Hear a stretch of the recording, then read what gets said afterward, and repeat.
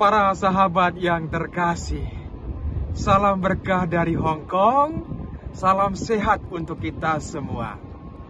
Hari ini Sabda Hidup diambil dari Injil Lukas, bab 21 ayat 20 sampai 28. Saya tertarik pada ayat 28 yang berbunyi, "Angkatlah kepalamu, sebab penyelamatmu sudah dekat." Pernah dikisahkan dalam satu keluarga, suami dan istri, ya seperti kehidupan keluarga pada umumnya, berantem itu terjadi. Dan kemudian istri memutuskan lari dari rumah, kembali ke rumah orang tuanya. Lalu sang suami berusaha untuk WhatsApp, telepon, juga tidak diangkat. Lalu kemudian sang suami itu langsung telepon bapak mantunya. Dan begitu telepon diangkat, maka suara dari sebelah itu sangat kuat sekali, memarahi anak mantunya. "Kamu ini gimana sih? Tidak becus urus anak perempuan saya." Lalu beberapa menit kemudian, bapak mantu ini langsung WA kepada anak mantunya. Dia katakan gini, "Nah, tadi itu saya marah karena anak perempuan saya ada di samping saya. Tapi untuk segala urusan rumah tangga kami serahkan kepada kamu. Saya percaya bahwa kamu bisa." Dan beberapa saat setelah itu, ya istrinya kemudian WhatsApp kepada suaminya, "Waduh, tadi itu bapak saya marah sekali loh." Gitu. Tapi percaya dalam 2 hari pasti dia reda lagi, dan dalam waktu beberapa hari ke depan ini saya akan kembali ke rumah.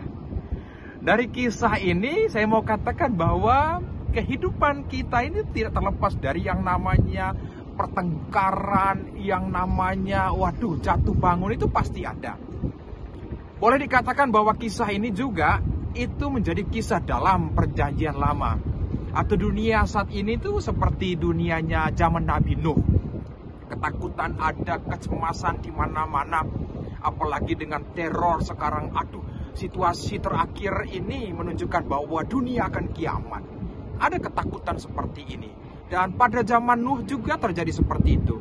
Dan bagaimana zaman Nuh itu dia membangun seperti yang diperintahkan oleh Tuhan itu kapal. Dan yang menarik, Bapak Ibu Saudara dan Saudariku yang terkasih, dalam kapal itu sudah dibangun secara bagus sekali.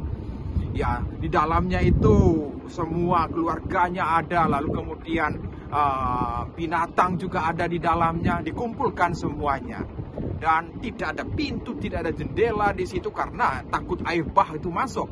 Tetapi tahukah para sahabat semua, di bagian atasnya itu ada satu lubang yang bisa dilihat ke atas. Dan para penafsir kitab suci itu menafsir demikian, supaya orang-orang yang ada dalam kapal itu bisa angkat kepala mereka, lihat ke atas. Karena dipercayai bahwa yang di atas itu adalah Tuhan, supaya orang itu berpengharapan pada yang di atas. Apa yang dikatakan dalam Injil hari ini itu kurang lebih sama dengan kisah kehidupan. Yesus juga meminta karena kejadian Yerusalem hancur. Yang pertama pada zaman Nabi Yeremia ketika pembuangan terjadi ke Babel. Lalu pada zaman Romawi, tentara yang dipimpin oleh Titus itu hancurkan Yerusalem. Dan orang mengatakan ini dunianya akhir. Tetapi Kristus dengan jelas dalam kitab suci katakan bahwa para malaikat tidak tahu. Gitu. Lalu apalagi kita manusia.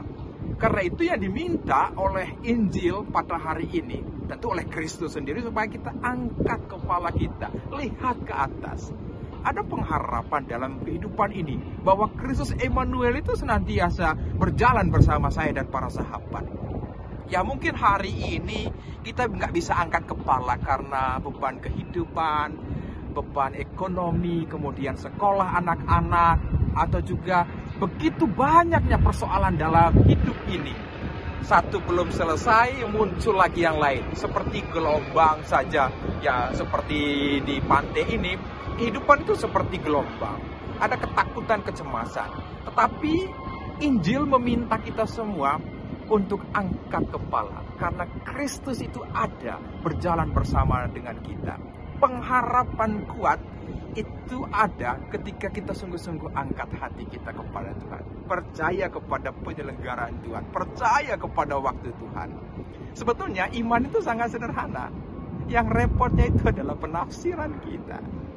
Karena itu mari di hari pertengahan pekan ini melangkahlah terus. Percayalah bahwa Yesus Emmanuel senantiasa berjalan bersama saya dan kita semua. Tuhan Yesus memberkati.